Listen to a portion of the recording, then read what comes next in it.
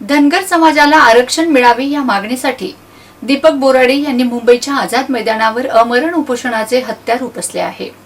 उपोषणाचा हा 9वा दिवस आहे, तरीही बोराडे आपल्या आरक्षणाच्या अंमलबजावणीसाठी ठामच आहेत।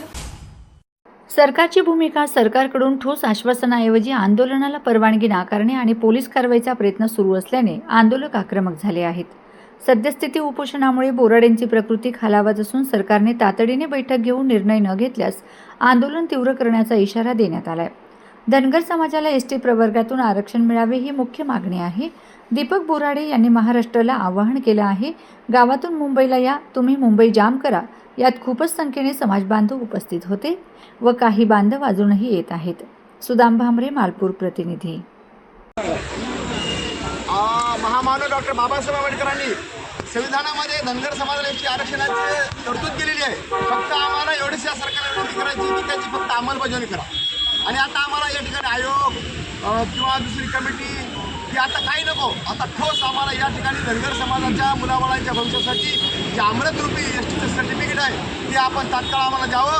अन्यथा हा धनगर समाज आता आपण आज पाहाल या ठिकाणी आम्ही 16 तारखेपासून या ठिकाणी दीपकभाऊ सोबत आहेत।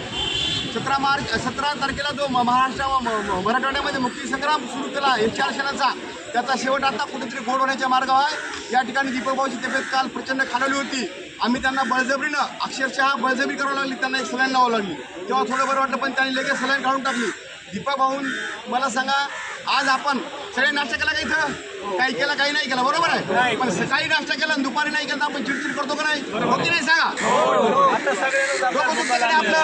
आपला मल्हार योद्धा त्यांनी आधी त्यांचं 4थं अमरण उपोषण आहे, एकदा पंढरपूरला केलं, मागे जालन्याला केलं, आता या ठिकाणी आता उपोषण चालू आहे। आज हा उपोषणाचा 7वा दिवस आहे, उपोषणाचा 8वा दिवस आहे।